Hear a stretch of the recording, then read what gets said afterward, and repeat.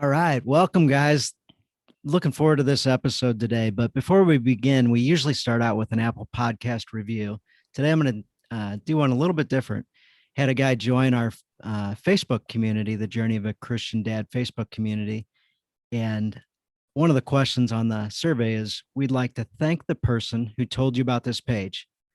So his answer was I found it, had a 9-hour drive for work, and something, I believe it was God, said to look up Christian Dad on podcast, and this popped up. I've listened to 10 episodes so far and really enjoyed them. Like, that was the coolest thing. Like, apparently got to spend 9 hours with this guy while he was driving in his Yeah. car, and he got to hear guys like you and just I don't know what he got to listen to, so I haven't heard that yet. But he's really fired up to be I kind of love it. surrounded by some guys that are moving in a direction. So that's why I'm super excited to talk with you today. We've got on with us Shawn Tolleson. Shawn, Major League Baseball player. He had a role with extreme pressure. He got to be the closer for the Texas Rangers primarily, played for some other teams. And then nowadays he's on a mission as a health advisor, which I didn't know when we set up the podcast interview. And that's something that I actually want to talk about for my own self today as well. So welcome to the show, Very Shawn. cool. I'm fired up to have you. I'm excited to be here. Yeah, I appreciate you inviting me to do this. Yeah, well, fantastic. Well, let's start out. I always like to know kind of what your background was growing up, and that way people have kind of frame of reference of where you started, and you don't just go to be Major League Baseball closer from nowhere. So Yeah, absolutely. I'm in Texas and born and raised and proud of it, and as all Texans are, I'm sure. Um, and I grew up in a Christian household, so my mom and dad met at church, raised us in that same church our entire lives. Feel very, very blessed to have been led by my mom and dad to the Lord. And if anything, it's really encouraged me and kind of showed me the importance of being a dad and being a parent in general. Just how crucial of a role that is, not just for your child's life on here on earth, but their eternal future as well. So I take the job of dad very seriously. I think it's one of the highest honors, and I think it's the most important responsibility that men are called to is really being a father. So born and raised, played baseball my entire life, always loved it, never got tired of it, no matter how much I played. Um, about my freshman year in high school, realized that, hey, I'm pretty good at this. And that's kind of when I really started kind of thinking beyond just high school with baseball.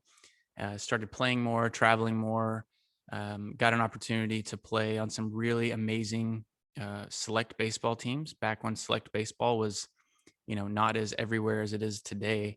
Um, but ended up playing on a team based out of Dallas here that ended up having 6 Major League Baseball players on it, which is almost unheard of these days. So it was a really, really cool experience. Got to go in high school and play for the junior Olympic team, so represent the country. And we got to go down and play countries like, South American countries in Mexico and Cuba. I got to do that 2 summers in a row and got to travel down and lost to Cuba in the championship both years. So silver medals both years. Those guys were good. As you can imagine, they were yeah, really heck good. yeah. They were as good as it gets. Then I went to Baylor. You know, uh, big part of my story. I became a Christian at 15, and that's really when I just dedicated my life to the Lord, and I really kind of understood exactly what I was getting myself into. And it was very soon after that my eyes really opened up to a young lady in my class, who was already following the Lord. And that's my wife today. So we started dating when her dad said it's okay to start dating, which was when she turned 16. And we've been pretty much inseparable since then. And she really wanted to go to Baylor University down in Waco. And I could find no reason not to go there because they had a pretty good baseball team. So I went down there and got to pitch for Baylor. Um, had a really great time down there. Got drafted by the Los Angeles Dodgers as a pretty late round draft pick. I was an exceptional high school pitcher and a very, very probably below mediocre college pitcher. But for some reason, um, the Los Angeles Dodgers took a chance on me as a late round draft pick. Um, I used the entire signing bonus that I had to buy an engagement ring, and I was off to the races in the minor leagues, and just kind of never looked back after that. Wow. Wow. How amazing is that to at 15 find the Lord and then shortly after find your wife? That's amazing. It's pretty cool, and it was pretty clear to me very early on just how serious I was about her. And it's try sitting with down with your mom and dad and having a serious heart-to-heart discussion with them when you're taking your official college visits with a full ride scholarship opportunity, and you turn down other schools that maybe your parents thought were better opportunities, bigger schools. And you say, yeah, I think I just want to go to Baylor because my high school girlfriend wants to go there. So it's, interesting conversations, but when they ask me like, are you sure about this, girl? And I'm like, yep, I'm sure. And they're like, okay, go Really? They for it. just Yeah. Yeah. went with it. Well, they loved her too. Yeah. There was no reason not to. So Yeah. I find that sometimes parents try to steer as opposed to guide and them take the wheel. And at some point, you got to turn the wheel over to the kids. I think that's something that's happening more today than it did. I think parents are doing too much steering, right? And, really scripture doesn't tell us to steer. It really tells us to be the guides, to be the lead, right? But not steering. There's a big difference. So you're not standing behind your kids, driving them in a certain direction, but you're leading them there. And I think more times than not, your child's going to be more likely to follow in the right path if you are also going in the right path. So the whole lead by example thing couldn't be more true for a dad in any area of your life. So there's a few local guys that I know with a similar story. Sounds like yours, other than the baseball part. Maybe they got a professional soccer thing in there, Mm-hmm. but not baseball. But nevertheless, uh, became Christians at a young age, had a great upbringing, married a high school sweetheart, and for a while I didn't really know any of those people.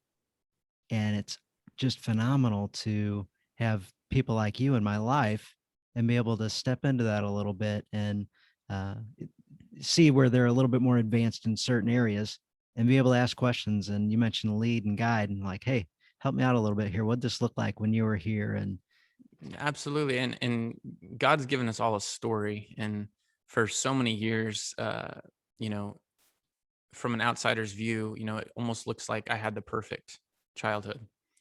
I lived in a nice house. My dad had a good job. I went to a good school. I met a beautiful girl at a young age. We fell in love. We got married. We've got beautiful, beautiful kids and two golden retrievers. It's like that kind of. I live a half a mile from the house I grew up in. I'm just like that hometown kid.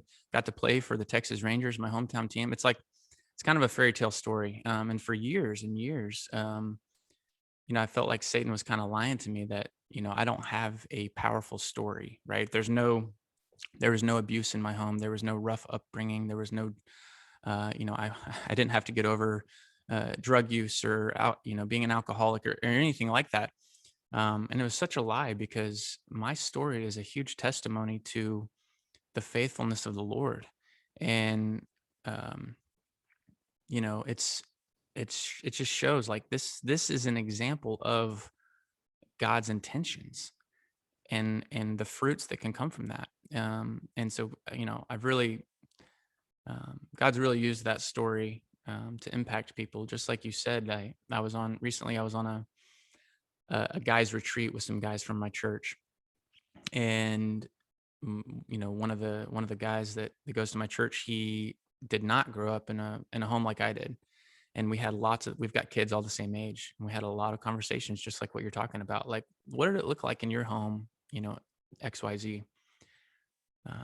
So to have that be able to have that conversation and share with that, and is pretty cool.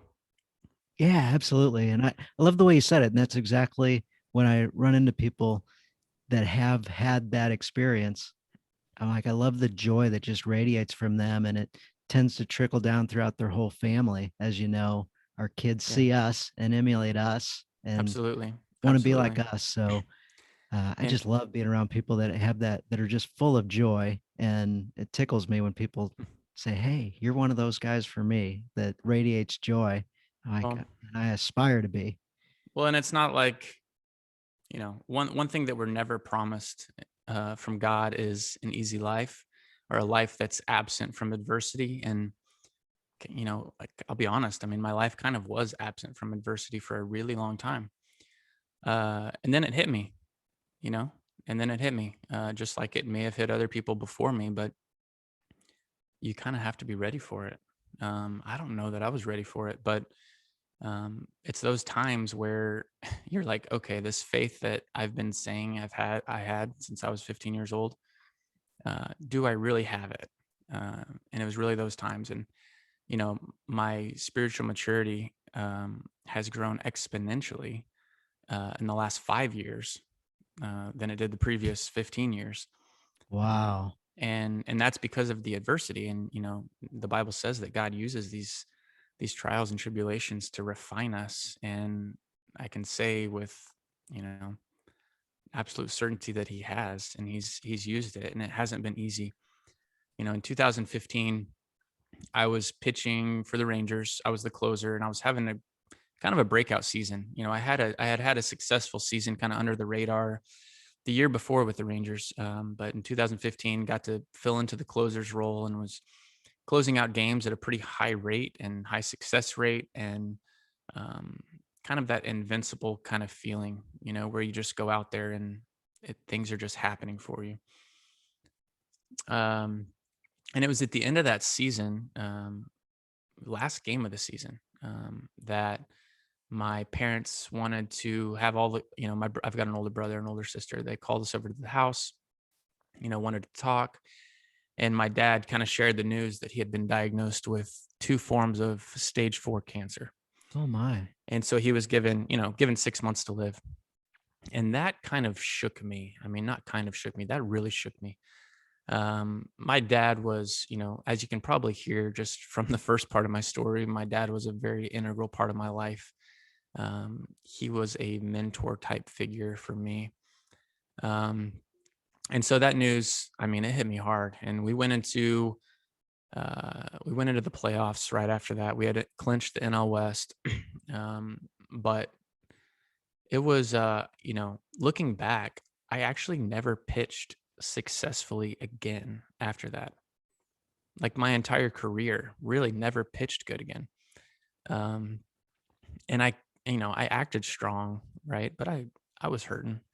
Um, and it was kind of through that experience with my dad, um, and then through my own kind of experience through injuries. Once that news hit me with my dad, I think my stress levels just kind of skyrocketed, and my health, despite my efforts, my dad instilled it in me, work ethic, at a very young age. I mean, really young age. My dad was an extremely hard worker, and he valued hard work. He always told me, I don't care what you do for a living. I don't care if you dig ditches. I don't know why that's always what he said, but I don't care if you dig ditches. I want you to be the best. And I want you to always give everything you have, right? As if you're working for the Lord and not for men. And so I always had a great work ethic, and all through professional baseball, I think that's kind of, it wasn't always my talent that carried me where I was, but it was definitely my work ethic. But as I continued to work harder and harder and harder and harder, and when this news hit me, I think I started working even harder and harder and harder, almost like as a stress reliever. And without a doubt, I overworked. And that's kind of a new concept in the health community and world, and especially in the athletic circles, is really overworking, right? You're overexerting yourself.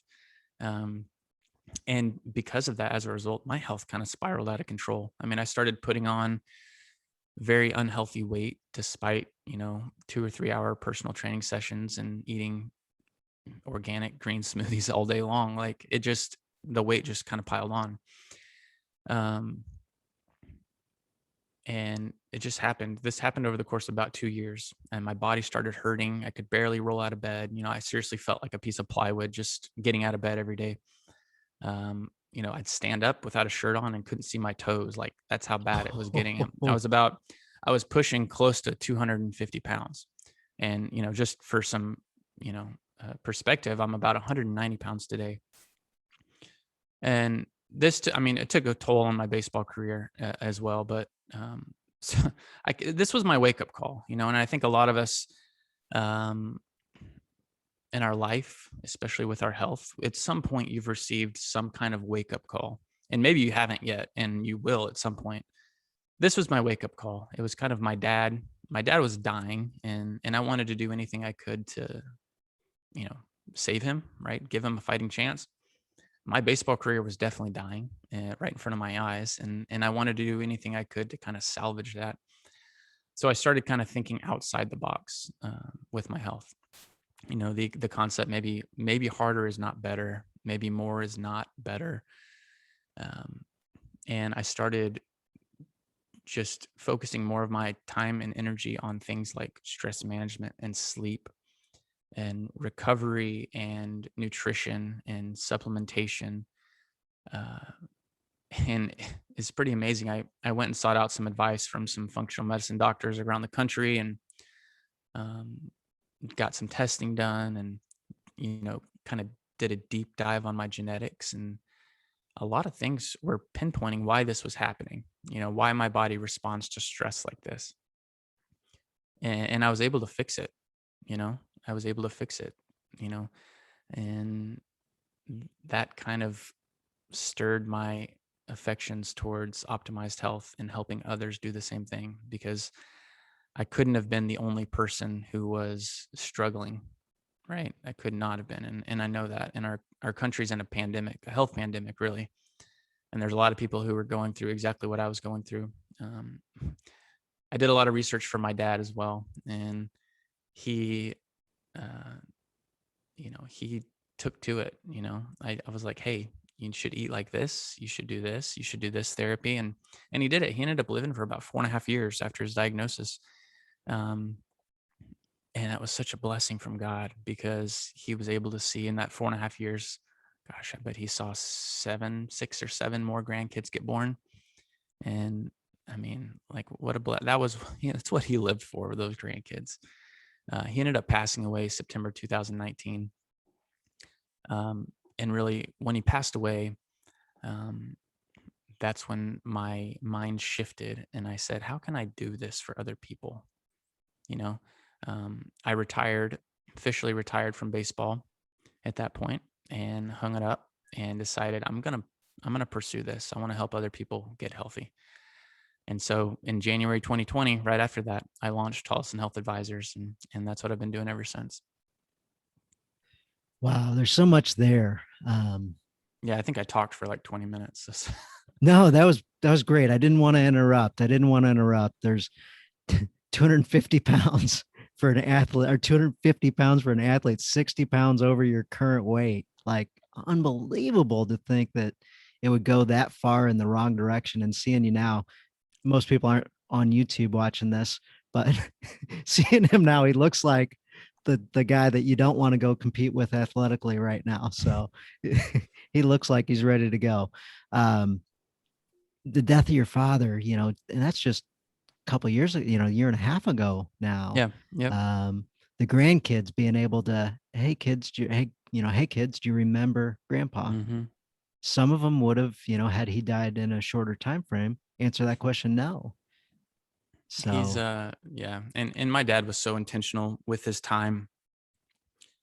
He was a veterinarian, but when he was diagnosed, he practiced for a little bit longer, and then realized, if I only have a little bit of time left, like, how do I want to spend that? So he retired from doing that, and was really lived life on a mission during his whole cancer diagnosis. He did things that didn't make sense. And I think as Christians, as fathers, as most of your listeners are, like, if we want to have an impact, if we want to have a gospel impact on our community, we have to do things that just don't make sense to the rest of the world.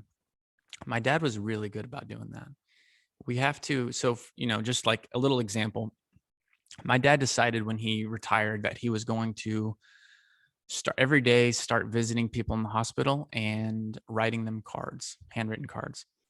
And if you if you knew my dad at all before his diagnosis, he's not the guy to write handwritten cards. He's kind of rough, tough guy.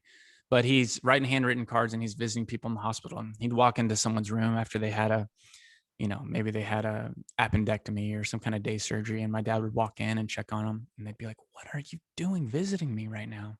I should be visiting you right now." He's like, "No, no, I'm good." Kind of the power of positive thinking. But um, so that's what he did. And when he, in his last couple years living, he had a book made uh, that was like a book of his life, which was really cool. And even my 1-year-old daughter, like, who never got a chance to meet him, but we've got it on a low bookshelf in our house. And she crawls over there, and every day she crawls over there, she grabs this book off the shelf and she starts just like flipping through the pages and pointing to the pictures. And it's just amazing, like the things that like how simple book can do. Last year for Christmas, and then I'll let you talk because I know I'm talking way too much here. But last Christmas, my mom was over at our house, and so we're doing Christmas presents as a big family, and we open up our presents, me and my brother and my sister, and it's like this leather bound book that she had put together, and they were letters that he had written to each of us during his chemotherapy treatments. So instead of just sitting there and reading a book, or nowadays what people would probably do is just sit around on their phone or iPad or watch a movie like most people were doing, he sat there every chemotherapy treatment for 4.5 years and wrote letters to me and my brother and my sister. And Wow. so to be able to just grab that off the shelf and open it up, sorry, I'm getting emotional, it's pretty cool. Oh man, feel free to continue. We just had Todd Stottlemyre on and he was talking about his dad as well, and his dad passed recently also, about the same time frame. Yeah. I remember I listened to that when you sent it to me. So Oh, thank you for listening to that. yeah. Yeah. Yeah. Yeah. Yeah. Hopefully that maybe did something for you, not Yeah. knowing that this was going to be something we talked about, which I'm glad Yeah. we are, because Father's Day is coming up. So this will get released right around Father's Day. It is So coming up. Yeah. yeah. Very So cool. the rest of the world may not remember Father's Day, but you and I just did. So There you go.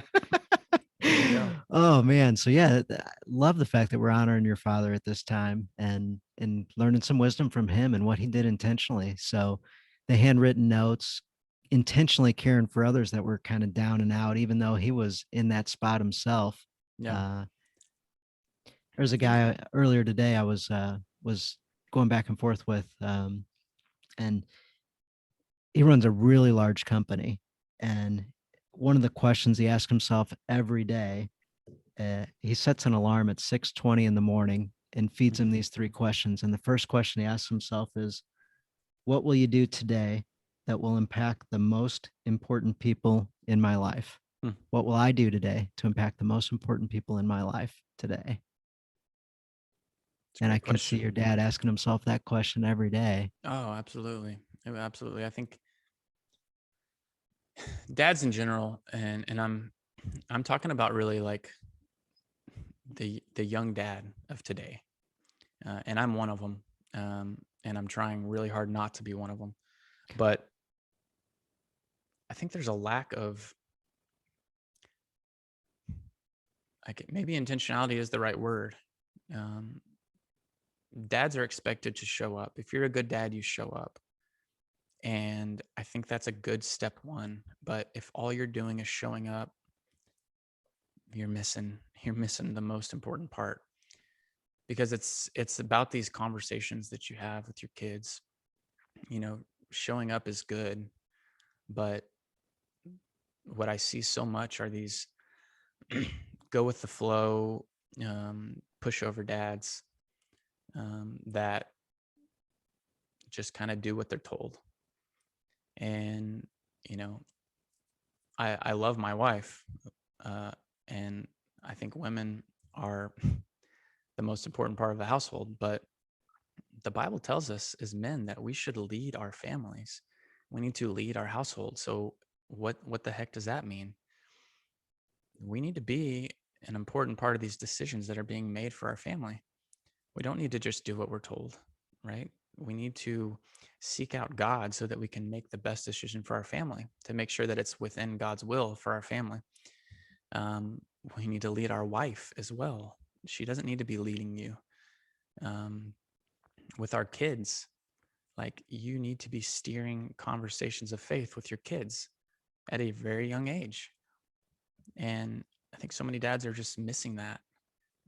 I think sometimes we get so burnt out on going and the busyness of balancing work and life and family and marriage that it's easy sometimes to just check the calendar and see where you need to be and just be there and show up. But if that's all we do, we're missing it. Yeah. So you're 33, Yep. 6-year-old boy, 4-year-old boy, 1-year-old daughter Mm-hmm. who loves the book on the low shelf. Yep, that's right. And you said you included yourself in the group of younger dads that aren't as intentional as they should be. Yeah, I did. And because it's easy to be. My wife is organized and I am not. Okay. And for years, I used that as an excuse. Like, I'm just not an organized person. Like, I'll just kind of let her plan life. Um, and God's put some really, really wise men in my life since my dad passed away. And that's one of the things that they're speaking into me is no, like you need to lead your family. Um, I don't know if you've ever seen the show Modern Family. Have you ever seen it? Yeah. Yeah. I've seen that. All right. So love the show, by the way. Like I crack up. I still like to watch reruns of it. But like Phil Dunphy, he's like everybody's favorite character, right? And if you don't think about it, he seems like a great dad, you know? But as a Christian man, you got to really ask yourself, like, is he a great dad? He's there. He shows up. He's buddy. He's a pal. He likes to have fun, but he's not a great dad. He's not a great dad. He doesn't have any difficult conversations with his kids. He doesn't discipline his kids. He does what he's told from his wife, and he goes where he's supposed to go, and he shows up when he's supposed to show up. Period. That's it. And I want nothing more to be best buddies with my kids, right? But that you can't just be buddies with your kids. Yeah. Yeah. That's a struggle that I've had. They're daughters. They're cute. I'm struggling with that now too. I know. That is a challenge. And um, sometimes my wife is quick to discipline, Mm-hmm. or I give them a little bit more rope. A lot of times dads will give them a little bit more rope, but my wife said, "Why don't you discipline?" I'm like, "I don't get too many opportunities." I'm like, and so from time to time, I'll recalibrate and say, "Hey, why don't you let me take the lead on this one? And if, I'm not doing it, let me know. Yeah. Let me know. Like, I know you want to jump in and you want to get Mm-hmm. all over them, but give me a chance." I'm like, Yeah. it's not that I'm not willing, but you're at the 5-second mark and jumping in, and I'm more at the minute and 20-second mark or 10-minute mark. No, it's a valid point. I'm starting to notice just how different I am with her than I am with my two boys. So I never got spanked as a kid, but my dad would thump me. like he would just like thump me on my arm or my ear or my head. And it was like this powerful, like, from another world thump. And it was the worst thing in the world. Like for whatever reason, it didn't even really hurt. Something about that. And I don't know why. I guess we grew up to be like our parents a lot of times, but I so when I was disciplining my kids and trying to like rear them up to know right from wrong, and I would do this and I would just like give like the lightest little flick on their ear, and it would just end their world. It was just like the worst thing ever. And even to this day, like if my 6-year-old or 4-year-old like step out of line or talk back to their mom, like there's really no hesitation from me. It just happens, and they know it, and then they understand it, right? But now as my daughter starts to like, if I try to teach her right from wrong, like it was just, I think it was this morning. It was this morning. She's trying to open the under the sink cabinets and she's like grabbing the dishwasher detergent little pods. And I'm like telling her, I'm like, no, no. And my wife is like, how many times are you going to tell her no before you flick her ear? I'm like, oh, I can't flick her ear. I just can't do it. Yeah, she's too gentle for me to I do know. that too. I know. Oh, that's great. Yeah, I was saying the next thing that'll happen is the Tupperware game where she'll open the cabinet and just start Yeah, taking Tupperware out everywhere. that's already happened. Seems like we just let that go every time. We're cool with that. Can't kill her. Yeah, She there's can't not kill too much you herself. can do about So that game other than lock those cabinets up. yeah, exactly. Yeah, yeah, that's so funny. So, have you had the conversation with your kids yet about how they're not as important as mom? We've had conversations that are, no, the sentence wasn't put just like that. But we've had conversations on uh, who do you love the most,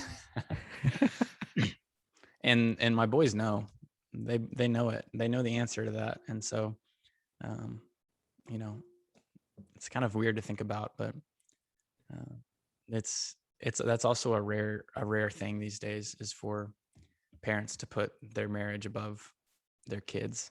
It almost sounds wrong even coming off my lips in today's day and age, but that's the truth. Yeah, yeah, we had a spot. I don't know. My kids may have been your older boy's age, 6 and Mm-hmm. 4, and I had not really a heart to heart. Well, I guess it really was. It was a pretty matter of fact, authoritative conversation. Hey, girls, I just want you to know I love you so so much, and you may think that you're more important than mom, and I love you more than mom, and that's just not true. Yeah. Me and mom are a team, and no matter what you do, you're not breaking us. No No, matter yeah. what you do, me and mom are together, and we're 100% going the Yes. same direction. Mm-hmm. Whatever she says goes, and my wife chimes in. Whatever he says goes, Mm-hmm. That's awesome. and they no no no no no no that's not good. We don't like that. We understand, but just so you know the rules. I love it. And they look this confused look of, well, how do we change this? How do we affect the Yeah. dynamic? How do we become the most important again? And they were just dumbfounded that just happened. It's an important conversation to have. It is, it is. Put that on my list of things to do. And if you've got that domineering one, I don't know which of your three might turn into that one, or if you already know which one that is, but That's my daughter for sure. I already know that. yep. Yeah, my youngest, man, she thinks she's the boss. And matter one time she went so far as to say, I want to be a mom. Oh, that's wonderful. It's a great thing to want to be someday. She says, how can I make that happen? I said, why do you want to be a mom so bad? Because I want to be the boss. I love it. And I want to be able to tell everybody what to do. Uh-huh. So did you go explain to her how to be a mom? No, no. At That's 5 years old, no, I didn't. Okay, wait a few years on that then. Okay. Wait a few years. Yeah, we'll wait a Gotcha. few years on that. Gotcha. But yeah, that was her reasoning. It wasn't to have kids and love and cuddle and all that. It was she wanted to be able to tell everybody what to do. Love it. That's awesome. So yes, yes. Keep them in their place is a big thing. So Yeah. you mentioned you kind of had the blessed life going through. Your schedule was, being a athlete, high school and everything. Your schedule's kind of given to you. You know what time to go to class. Yeah. Being an athlete, they tell you what time workout is, where it's going to be. For the most part, you get into professional baseball, it's absolutely dictated where, when, how, Mm-hmm. and kind of surrounded by the people you're going to be surrounded with also, because you're traveling and with the team. So when you said you didn't lead the most disciplined life, calendar wasn't necessarily the thing because you never had to develop that skill No. in large part because it was given to you. Me, I was a military guy. Uh-huh. So I'm like, hey, this is wonderful. I don't have to pay attention to anything. I just have to show up. Yep. And then do whatever it is they tell me to do, no matter how difficult it is. But I didn't have to organize, plan, lead. I did have to lead the squad, but that was a different thing. You know, the exact orders were given to me as to what to accomplish. So that part was easy. No, I totally relate to that. It's really from high school on. I just had people doing things for me. Even most college kids are like having to make their schedules and enroll in classes. Like I had somebody that just did it for me. Um, Made my schedule, enrolled me in the classes, got my books, delivered them to my front porch. Like, and that's how I turned into a very undisciplined guy. Is I was just so used to being just showing up where I was told to show up. Um, I was reading a book. There's a book I'm reading, and I was reading it last night before bed, and it said, let me make sure I say this right. You should live your life by design and not by default. And when I Yes. read when I read that, I was just like, gotcha. That was me. Like that was me. I was living by default, meaning that I was going with the flow. I was doing what I should have been done. There was no planning or intentionality or goal setting or discipline or routine or anything. I was I was living day by day. Um, and it's probably been 6 months ago or so, but I made a decision not to be like that. you know I'm going to live my life by design, so I've got a morning routine. I think a morning routine is just so So important for a key. man. It's so key for a man. If you look at this most successful, I'm not talking about the best people in the world, not talking about the best Christians in the world. I'm just talking about most successful people in the world. They all have a morning routine. All of them. Like there was a research study done. They all do. And there's some common things in their morning routines too. So I've developed kind of a morning routine for myself that kind of meshes together my health and my faith and my productivity, and it's just kind of all of a mesh together of that. Um, so it's good. I'm trying to. You may have heard this. I think I said this on a similar podcast, but I'm trying to instill in my boys morning routines too. Very challenging, very challenging. And school's about to be over, so we're going to go into summer. So it may be a better time to kind of start something like that. But yeah, we're working on it. And I've kind of created this morning routine for them that they can go through, and it consists of things like breathing, which is one of the most underestimated things that we forget to do. We don't breathe right. So I have them take these deep breaths in the morning. I have them pray every morning. I have them um, like a gratitude practice. So every morning they're writing down something that they're thankful for. And then they write down the name of somebody that they're going to encourage that day, and how they're going to encourage them. They write down the name of someone that they're going to serve that day and how they're going to be helpful to that person. Um, and then I think after all that, I think it concludes with chores. So that they've got a chore to do, and they just knock it out in the morning. Just get it done.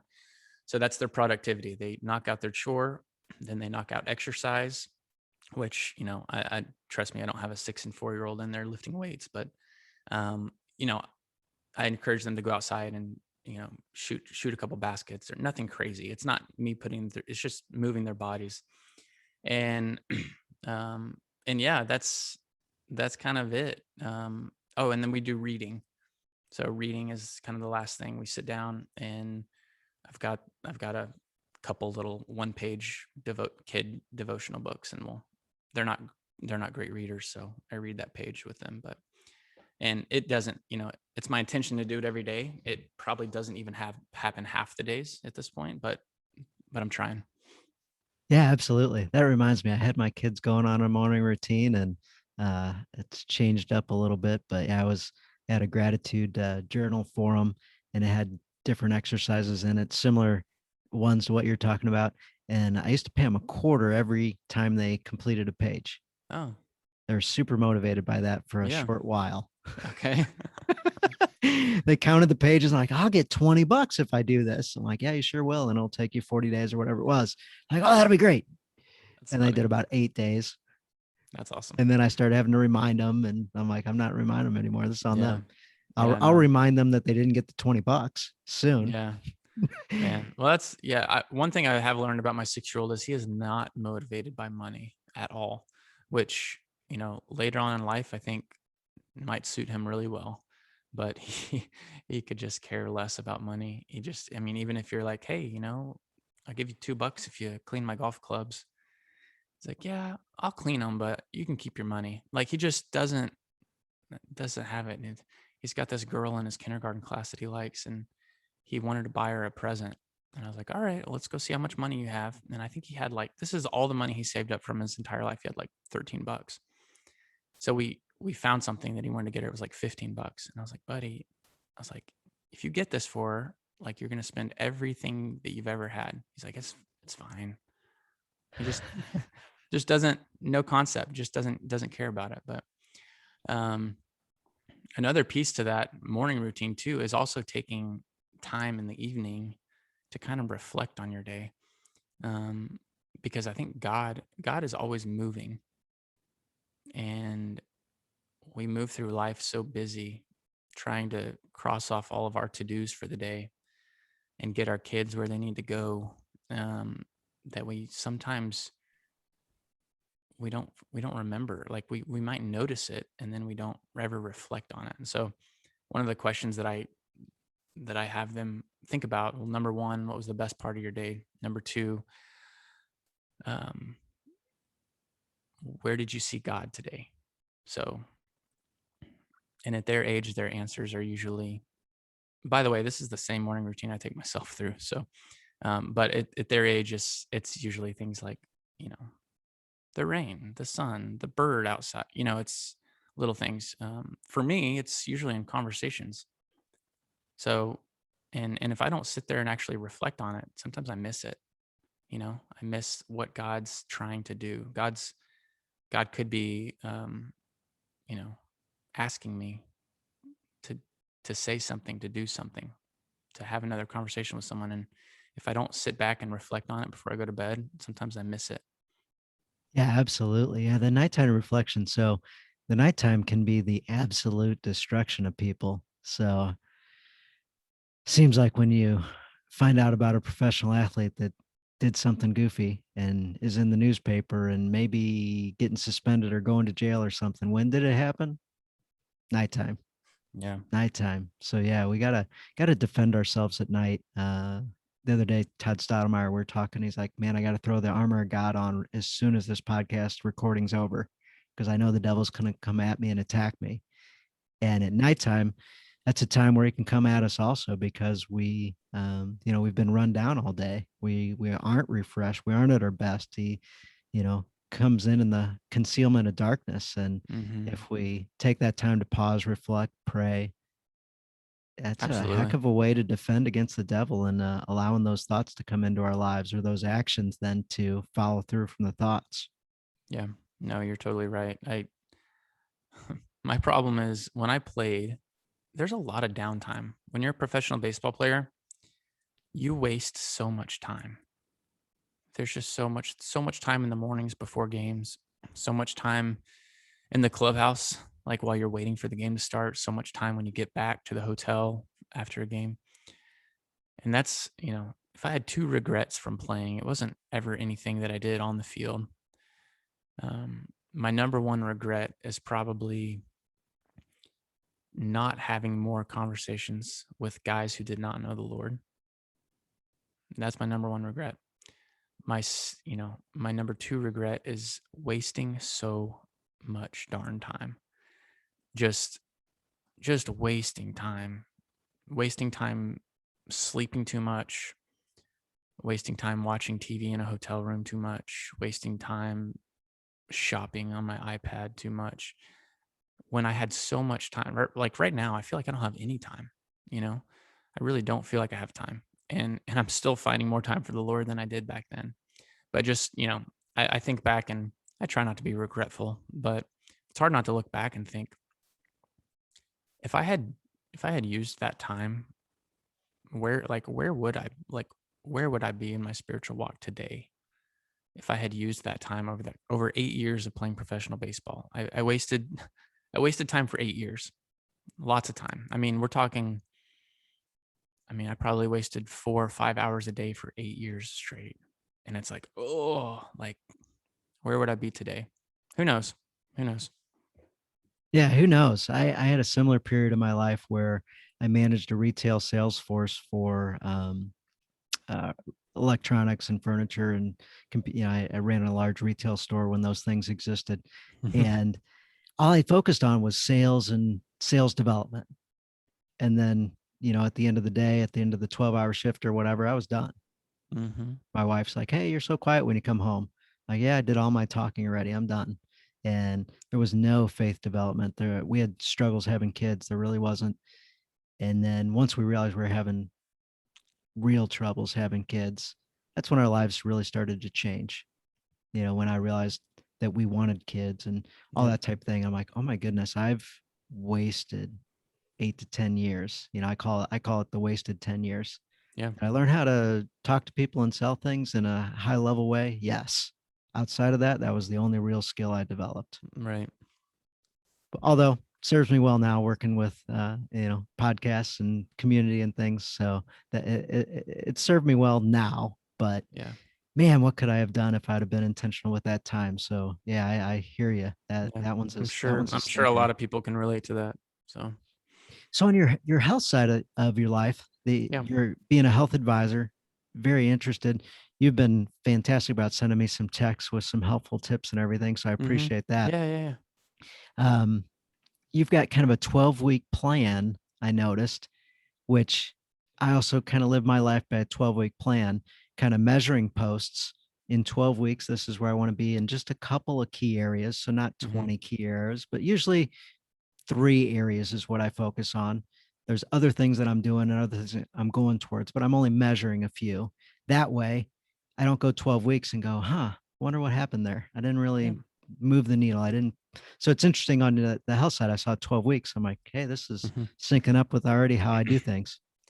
There's a lot of there's a lot of magic in the number 7 and the number 12. Um, and I don't mean magic, but they're very, 7, 12, 40, very biblical numbers. So I try to use these numbers as often as I can. So, um, yes, so I'm a health advisor. Most people are like, I've never heard of a health advisor. And that's probably because I kind of just coined the term myself. Um, the reason is, and, people ask me, is that the same as a health coach? Yeah, kind of. It is in a way. But I wanted people to kind of think about their health in a different way. Like if you've ever used a financial advisor, Hmm. you outsourced your money to someone who you thought could do a better job of managing it because your money is that important to you. Right. And so the question I ask people is your health any different? Right. What if you could outsource your health to someone else who could manage it for you? You're still responsible for it. It's just like your money. You're still Hmm. responsible for it. If you want to pull all that money out and go buy a boat, go do it. There's nobody stopping you. Um, so you're still responsible for it. But what if you could outsource it to somebody who's constantly monitoring it, um, holding you accountable to it, and helping it grow? And that's the exact same thing that I do with my clients with Tolleson Health. You mentioned a 12-week program. Um, it's been really, really great. We're wrapping the 12-week program up. It's been it's been a lot of work. It's been successful for people, but we're no longer taking any 12-week clients at this time. Um, I've got a 12-month program, which is awesome. So this is where I call it the optimized program because in 12 months, me and you are best friends. That's a lot of engagement over an entire Yes. year. Um, More than half the people I talk to about a 12-month program decide that they are not interested after I tell them it's a year commitment. Because nobody wants to commit to a year of anything, especially with your health.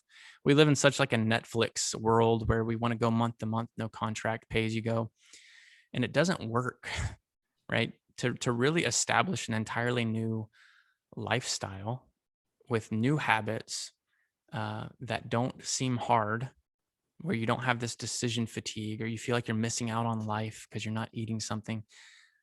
For me to like help you walk to that point, it takes a year. It takes a year. I've walked, I think last year, I think I took 16 people through the full year. Um, and I didn't know what was going to happen. I didn't know if, that was kind of my first year doing the year program. And I didn't know if, okay, that's the end of the year, sayonara, or what was going to happen. And 14 of those people asked if they could sign on for another year. So I developed a second year of the program and built out a whole timeline for a second year. So just kind of continually going with that. And I'm up to 20 clients now in this year program, which is the ceiling that I had drawn for myself. And I just, Uh-oh. this could not be, I mean, but none of this could have happened without God, like none of it. And it's been so, affirming for me, just knowing that I'm doing exactly what God's called me to do right now. And I've met some of the most incredible men and women that I've ever met in my entire life doing this. Um, but I've hit the ceiling now. And so now the question is, we've started a waiting list for this. And, the idea of, I want to have as big of an impact on people's health as I can. So how do I do that? So I'm in the process currently of building out a 40-week system that's going to allow people to, number one, it's going to be much more affordable.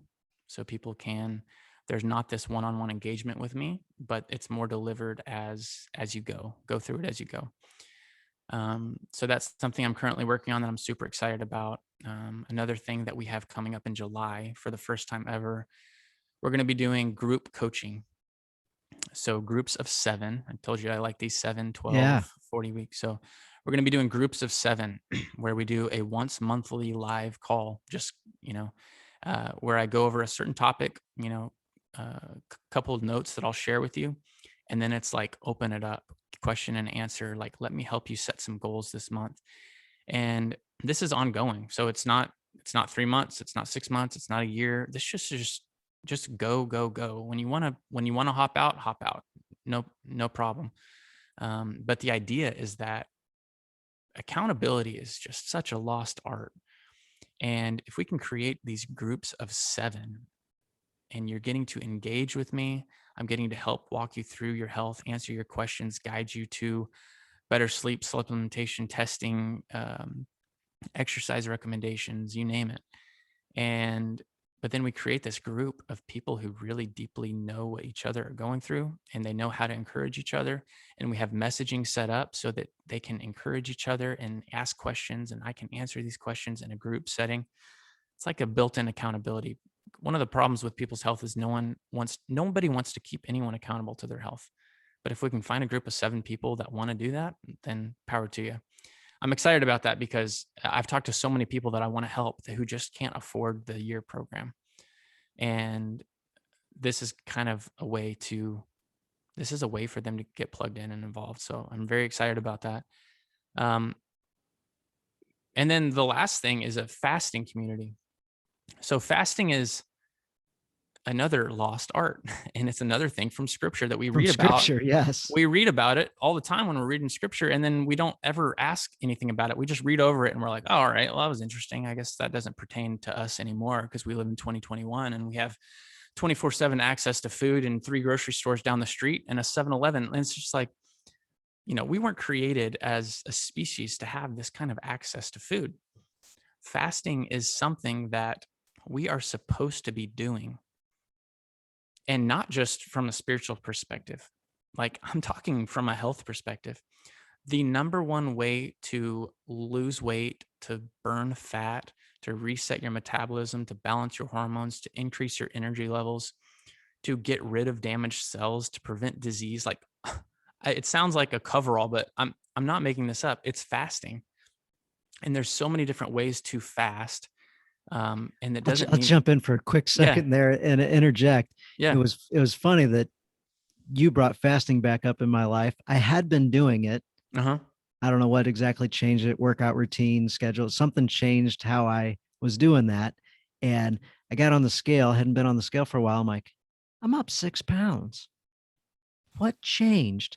And I started doing an audit of the different foods and things I was putting in my body and the exercise I was doing. And I'm Yeah. like, well, I guess I don't run as much as I used to, and I'm now more doing other body weight exercises and other weightlifting exercise and things. I'm Yeah. like, maybe that's it. Maybe I'm putting muscle on. And then kept thinking about it. And I'm like, that seems like my physical activity is still pretty high. The food's still pretty much the same. Like, what the heck is going on? And why can't I shed some weight? I'm like, and then you came through and I started getting fasting information. I'm like, that's what changed. That's what made the difference. That Man, was incredibly effective for me when I was doing it. And so anyway, feel free and it's continue. But yes, I no, endorse what you're saying. yeah, it's incredibly effective for everybody. It's not, this isn't something that, like when I work with my 12-month clients, I take them through and I like run genetic reports on them, and we analyze their genetics and look for these different things to help kind of point the compass in the right direction to like get them to optimize health. With fasting, it's not like that. It's kind of like, all right, everybody should be doing this. And there's lots of different ways to fast. Fasting does not mean suffering. You don't have to suffer. You don't have to even be hungry to fast. Um, and there's so many different methods, and I've tried just about all of them. And I've created this fasting regimen for myself. And I just want to share that with people because it's making a real impact. Like I'm getting kind of like the first thing you read on this podcast, like you get good feedback from somebody that Mhm. you had an impact on someone's life because of what you do. And I'm starting to get these messages through the fasting community of people reaching out and being like, and I haven't even been doing this that long, but people reaching out and being like, wow, like this is making a difference in my life. Um, and that's why I'm doing it. It's completely free. I don't charge anything to be a part of this community. Um, you just join and just start doing it, um, and just keep doing it, and you will notice a difference. You will notice a difference. So to join that, by the way, I'll Yeah, just as I mention, say, that's my next question. I say, how do they join? And we'll also yeah, put it in the show notes also. yeah. All you do is text fast. Just text fast to 77513. So just pull out your phone, text fast to the number 77513, and that's it. All of my fasting recommendations, videos, PDFs, everything is going to be delivered through text message to you, straight to your phone. So there's no app you need to download. There's nothing like that. It's just going to come through text. People actually read their text messages over emails or app messaging or anything like this. So it's been successful for that reason. Um, and that's it. Just follow the recommendations. Yeah, yeah, no, it's been a really cool thing. So I'm glad that I opted in Well, on that, and I appreciate you setting up that whole program because it's been really a good experience, and will it's been get me back fun. into And I've fasting had a when I lot decide of, to flip the switch. for people who watch golf at all or follow that, I mean, Phil Mickelson in his interview, people ask him like, wow, this is incredible. You're 50 years old. What are you doing to be in the best shape of your life? He didn't mention paleo, keto, vegan. All he said is, I'm fasting every week. That's it. He said, every week I fast for 36 hours. That's all. That's all. And that right there, I mean, that opened up a lot of people's eyes and ears to the world of fasting and just the difference it can make. I've got a client that um, signed up this week for my 12-month program, and super, super excited to get him started and work with him. But he's lost about 100 pounds in the last, let's see, since January. So Oh my six, goodness, was that 5 months? five He's lost months. Yeah. 100 pounds in 5 months. And when I asked him what he did, he said, I've been fasting. And I said, you've been doing anything else? No, not really. You've been exercising? Nope. You've been eating different foods? No, sir. I own a set of fast food chains. I said, so just fasting, huh? Yep, just fasting. Wow. And I mean, that right there, I mean, I'm like, and here he's coming to work with me. He's lost 100 pounds in 5 months and he wants to work with me. I mean, I almost feel, I feel very humbled, because he's ready now to take this to the next level and really start to optimize his daily habits and routines. You can't go your whole life and just fast and not exercise. And he realizes that there's a lot of things that that he needs to do, but a great step one is this fasting. It's a great step one. I like to uh, put some roadblocks in front of people that I work with before I start working with them. Mm-hmm. So they either do them or they don't. If they don't, then I knew that they weren't really serious about what they said they wanted to accomplish. Yeah, But when they get through those, I'm like, wow, you're a great coach. I'm like, no, you were motivated. exactly. That's But the, that's that's the story of what I do. It's exactly what I do. Everyone, you've got to be ready. You've got yes. to be ready. The people who have had that wake up call in their life usually are the most successful in my programs. What Um, was that book you mentioned you were reading last night? You didn't say the book, what it was, but uh, the I book recognize that. the book is called Do Life Differently. Okay. Yeah, it's called Do Life Who wrote Differently. that one? Jeff Reeder. Jeff Reeder. I'd have to I'd have to look it up. Do I Life believe that's Differently it. by Jeff. That works good. I think it's I'll Jeff find Reeder. it. I think it's Jeff Reeder. Okay. Got it. There's a company, Keller Williams, a real estate company, Mm-hmm. and that's one of their laws for their company. They call it a bold law. And I'm like, holy cow. What's the law? What that sentence that you said Oh, do earlier, life differently. do like live live bold, like be Gotcha. intentional, live Yeah. bold. I'm like, pretty much direct word for word right out of their kind of list of laws for life. Yeah. And they they've got kind of a neat mindset around things, and kind of that same God family business, God, wife, kids. Yep. So kind of a neat That's way to awesome. do it. Um, have you got any tips for anybody, or ways to connect with you in the health Yes, advising side? for sure.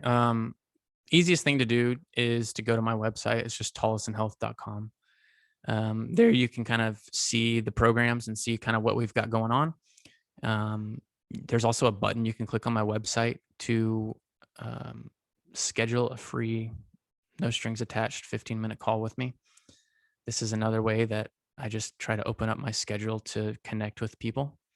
So that's called the free strategy session. So just 15 minutes, and I hopefully can leave you with something valuable that impacts your life. Um, Outside of that, I mean, on that same schedule, I'm a big guy with supplements. So I love to use supplementation in a very smart way. The reason is that we live in a world that demands supplementation for our bodies. The food we eat is like 20% as nutritious as it used to be. So, like, actually, if you look at our food 100 years ago, it's 20% as nutritious as it is today. And that's all across the board. And everything around us is demanding our need for more nutrition. So, the Wi-Fi that's hitting my body right now is actually disrupting critical cellular processes that need to be happening in my body that aren't because of the Wi-Fi signal. It demands your need for more nutrients. The screen that I'm staring at right now is demanding my need for more nutrients. The cell phone signal around us, the fluorescent lights in our offices, the air that we breathe. I mean, there's just so many things that are demanding our need for nutrition, and supplements are a great way to really live an optimized life. So I like to help people kind of think through that too. So if you go to that schedule and free strategy session, there's also an opportunity to engage with me for a free supplement plan. I'll Oh put wow, one. cool. So I'll put one of those together for you. It's just another 15-minute call where I just ask you some questions about how you're feeling, things that are going on. I know, like you, for example, like feeling a little tired, a little drained, Absolutely. Yeah, we talked about that. little Yeah. drained, little bit of fatigue. So that would be like something I would ask you and try to kind of dig down on and put together a plan for you. And then I just extend my discounts that I get on supplements. Um, I just I just extend that discount to whoever I connect with, just to make it a little bit easier for them to get them. Oh, that's fantastic. Yeah, Yeah, I look forward to talking to you about for that and sure. getting more specific into what's going on with me. Yeah, absolutely. There's if you go to the bottom of my website too, you can fill this. I think maybe you just plug in your email address, and that you'll get all my newsletters, which have links to my blogs. So I'm constantly putting out blogs that have really helpful information that I try not to over science. So just make it easy to read, easy to apply with action items on things you can do. So that's another easy way to just get some free, valuable information. This next, I'm going to do a series of blog posts that are coming out, and I should mention it on this show because you're a dad podcast. But Yeah. it's going to be the 5 things that you can do to secure your family's health, and I'm super excited about it because I'm actually going to go over some very practical things you can do to make sure that you and your wife and your kids are healthy and that you're leading them in healthy habits. Because we learn a lot from our parents. I think we've already mentioned that on this podcast. Um, One of the things that we learn from our parents is how to be healthy, and more times than not, how to be unhealthy. Um, so, this is just hopefully it's going to be a helpful series of blog posts for guys to be able to start leading their family towards healthier habits. Yeah, absolutely. That sounds great. I Yeah. really like that. Yep. Yeah, it seems like that's something that I haven't been the greatest at, over my life. And I've been much more intentional about it the last 10 years. And it's been fun getting my body back in shape again and doing some of the races. And my Fun. kids are fired up. There's something called a mud factor run. Uh-huh. Maybe maybe a 2.5, 3 mile run, something like that. I think for the adults, and I think the kids get to go a mile. But I told my daughter, my oldest, I said, "Hey, there's 2 girls. They're about the same age as you and your sister. I invited their dad, and I'm trying to get them, and I think they're gonna join us." And my Nice. daughter says, "Are you kidding me? Why would you do that?" I said, "Well, why wouldn't I? Like, we have friends. Like, we get to go with them." And she goes, "Well, that's more people to compete with. How am I gonna win?" She's competitive, huh? I'm like, I love it. At the age of 8, she is so competitive, That's so awesome. competitive. That's great. So just hearing you talk and everything, you've got just kind of a calm, soothing, confident, not cocky demeanor about you, kind of similar to me. And I was thinking about Philippians 4:8. So Philippians 4:8 says, "Finally, brothers and sisters, whatever is true, whatever is noble, whatever is right, whatever is pure, whatever is lovely, whatever is admirable, if anything is excellent or praiseworthy, dwell on these things." And so you mentioned in your morning routine what you do, and in the Yeah. evening what you do. It's like the more that we think about those things, the less time we have that allows our mind and allow the devil to bring thoughts in that contradict with those things, the ways of the world and everything. Yeah. I mean, you said it. I think, I it's one reason I don't call myself a coach too is because uh when we think about coach, we think about whistles and yelling, and it's not my style, never has been my style. The scripture talks about men being meek, meek, meekness. And it's kind of like, what the heck is meekness? And, some people think that meekness just means being timid. That's like not what it means at all.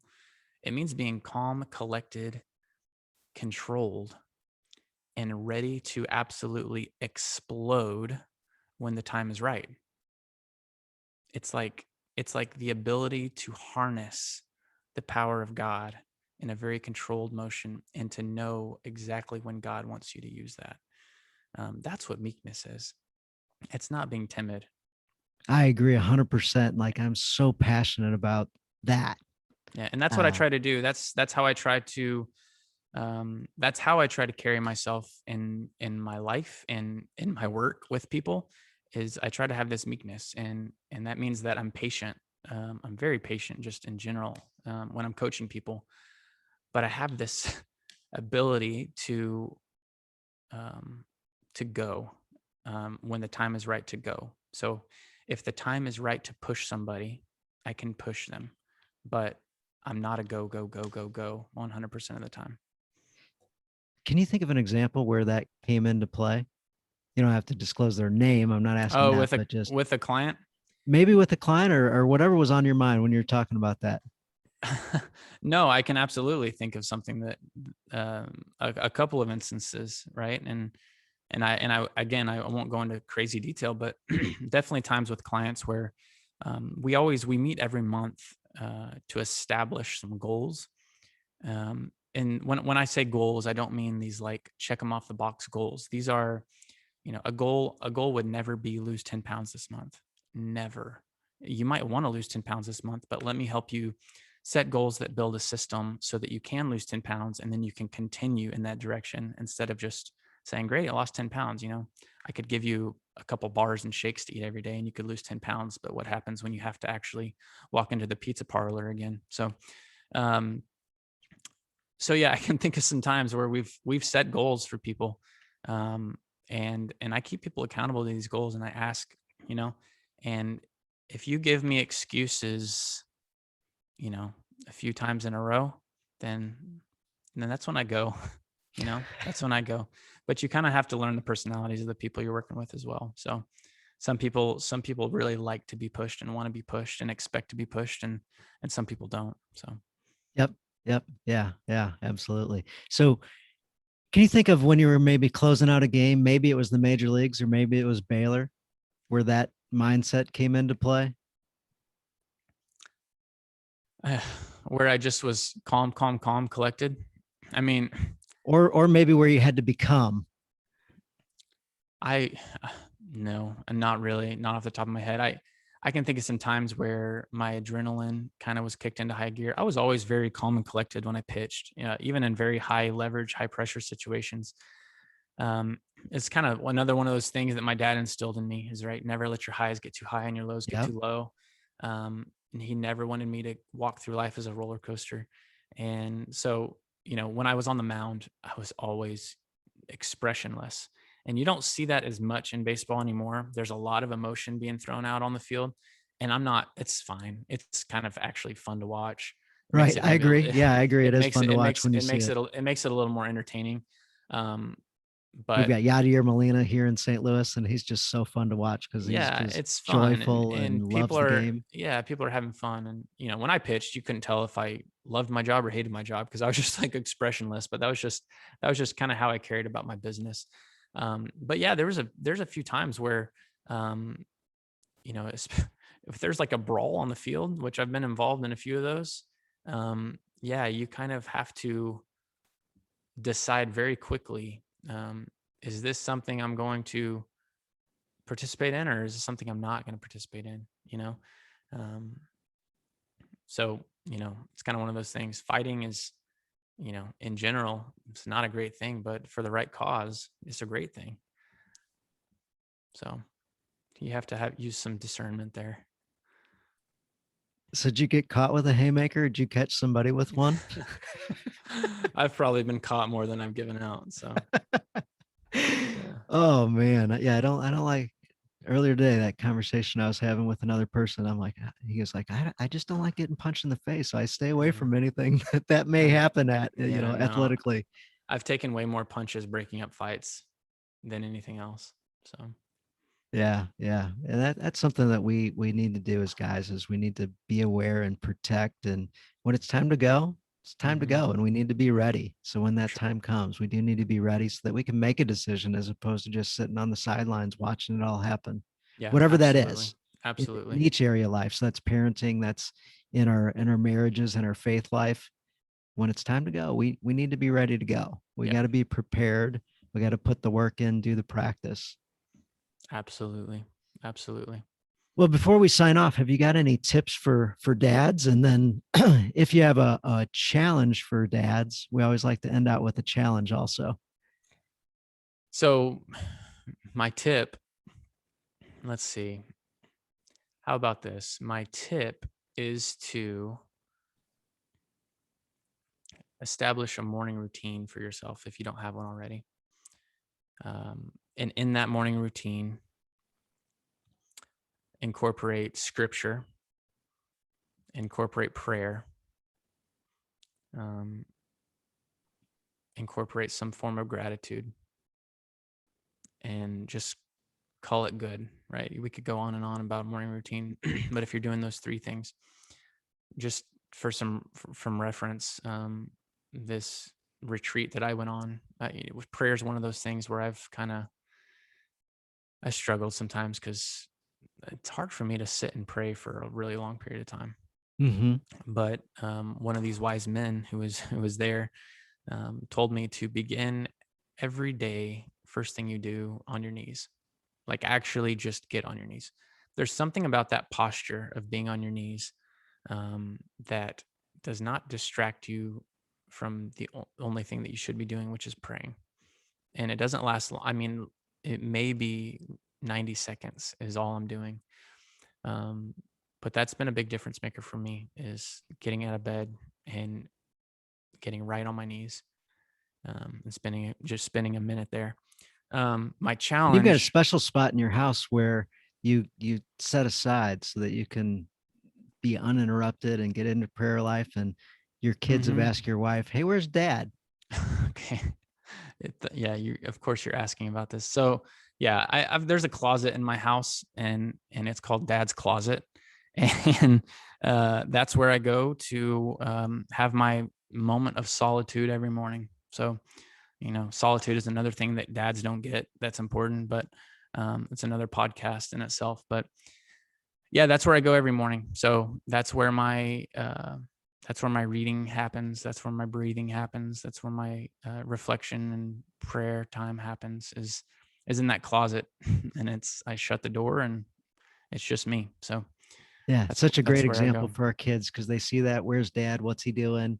And it goes from there. So they are interested and they want to Yeah, follow after us. So they ask a bunch of questions. It's a great teaching moment. I love it. Yeah. My challenge. Okay, my challenge for dads is to join my fasting community.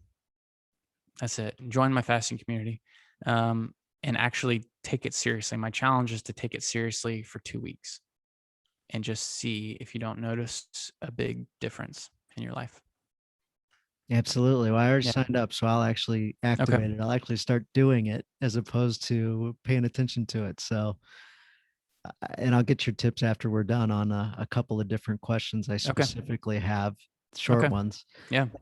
Guys, one way to help get into scripture that could be an easy way for you to do it inside the Journey of a Christian Dad Facebook community, we have a Bible devotional that we do. And it sounds devotional just sounds a little weak or whatever. Don't worry about the word. We can call it study if you want. And in that, there's some specific reading that we do. A couple of scriptures takes maybe 5 minutes, and then guys literally type in whatever's on their heart, whatever they're going through life, and they really open up inside this Bible devotional. It's on a YouVerse app right on your phone, real simple and easy to do. So if you're looking for a way to get started, you don't even have to type comments in if you don't want. However, you'll see real guys with real stuff going on that are not meek in the sense of weak and wimpy. These are real dudes that are strong. These guys are doing big things in life and making big strides. And anyway, feel free to jump into the community and you'll be able to access the Bible devotional or Bible study. And it's totally free, doesn't cost you any money at all, the group or the study. So love the tip on the morning routine. That is so crucial for me. And the fasting, guys, I stayed away from it for such a long time because it seems like old or seems like it's difficult. It's not. It's really, really simple to do. And it So saves you a lot of money. it does save you a lot of money for It sure. saves you a lot of money. I mean, no joke. Just plug in how much you think you spend on a meal for just yourself and multiply that by, let's call it 6. Okay. And then multiply that 6 by 4 and multiply that by 12. That's a lot of money. I mean, we're talking thousands of dollars a year that you're going to save as you get healthier. It's Oh like, man. it's kind of a no brainer. So Shawn just challenged you to save thousands of dollars a year without really uh well, not without harming your life, with helping your life. So this will be Yeah, something that helps your exactly. life and you save thousands of bucks. So Exactly. what a fantastic challenge. Yep. Awesome. Well, I appreciate your time today, and so does our community. Like just being able to hang out with you has blessed my day, and it'll bless my week and month, and be one of the highlights of my year. Well, thank you for having me. It was a pleasure. Absolutely. Thank you, Yeah. Shawn.